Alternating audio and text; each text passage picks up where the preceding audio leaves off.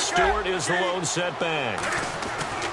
Now following the interception, here's Newton. And his throw's going to be incomplete. They were looking to get it to Kelvin Benjamin there. And that'll bring up second down.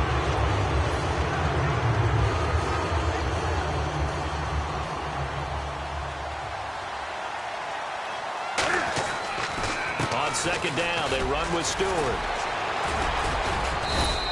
Give him 5 on the carry there, and it'll set up a third down.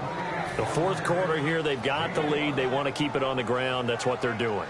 Smart football. Keep the clock grinding. Keep it going.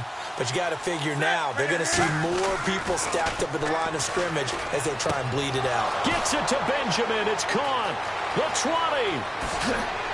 And oh, so close as he takes it all the way to the 2-yard line. He's played a great game. It continues right there, even with this lead, confident to throw the pass and have the reception made. There's no doubt who the leader of their team is there? There's no doubt who they want to ride all the way to the finish, because strategy would tell you run the football, run the clock down. Instead, they're letting him throw it because they feel that confident in what he's getting done. They'll need to get the play off quickly.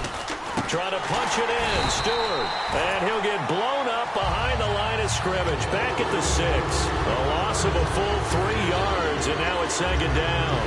Man, wasn't that long ago that the guy playing that spot was an outside linebacker type of a guy. Now, as a defensive end, how about the speed that he used to get into the backfield and make the play?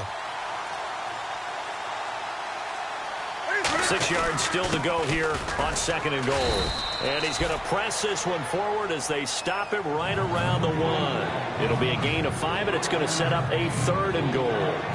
Carolina eating some clock on the ground there, and part of why they were the NFC champs last year, number 2 as a team in the running game. They played their identity last year. Offensive line that could move people in the run game. Jonathan Stewart running it. Of course, big Cam Newton could be a short yardage guy. And remember, their head coach, Ron Rivera, a defensive guy. They love to run the football. No gain on the play, and what to do now on fourth and goal. Time for a break. We'll come back to wrap this one up after this. Now hold everything here. We're going to get a timeout by the offense. It's just their first. They've got 2 more to use here in the final stages.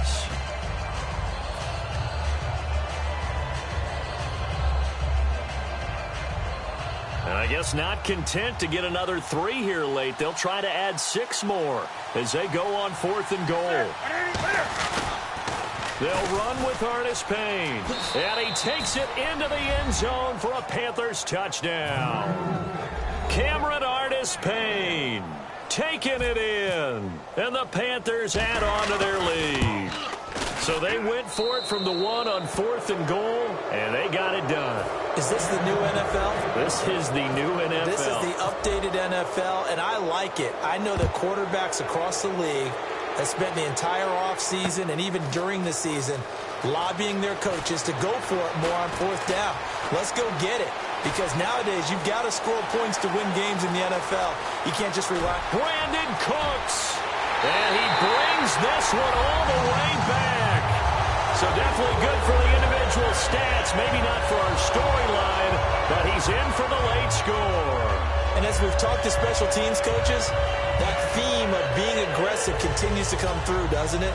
When they moved the kickoff back to the 35, it was going to cut down on the number of opportunities. But if you've got a special guy, you give him the green light no matter where he fields in the end zone.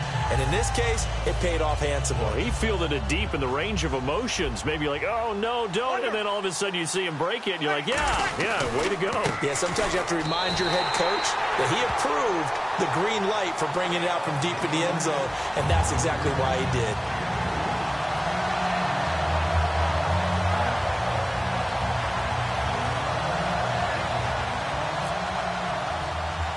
So let's try this again. After the kick return TD, here's yet another kickoff.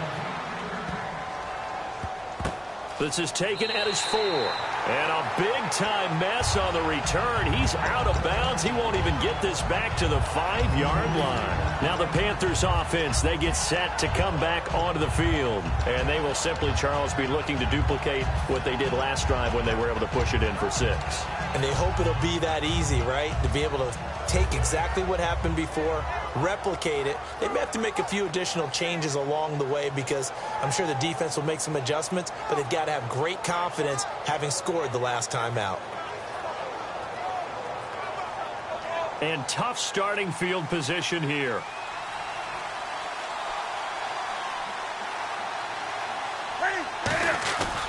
They'll start the drive with a run by Stewart. And he's going to be taken. And now the Saints are going to take a timeout on defense. It's just their first. They've got 2 more to use here in the final stages.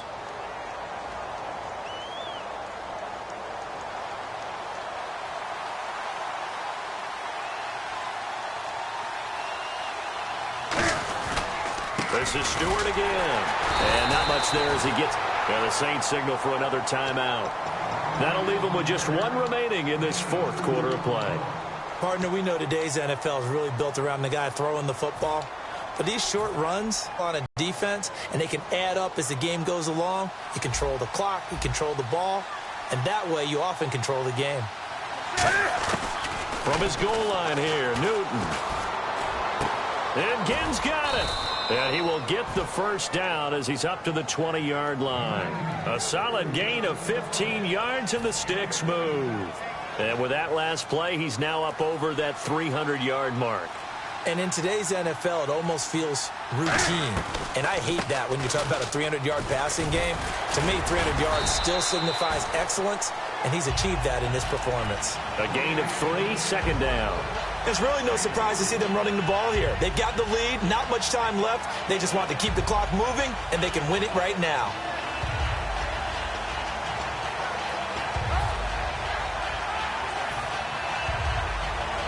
And after the play on the ground, that brings up second down here.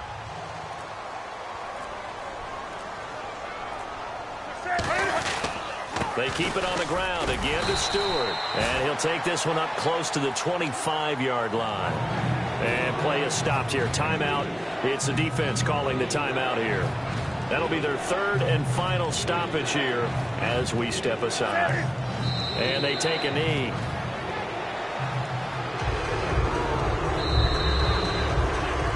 A road win in the National Football League. Charles, you never take that for granted no matter who you're playing, no matter where you're playing. You take it and you run with it. And you know you primed the pump all week in your own home facility.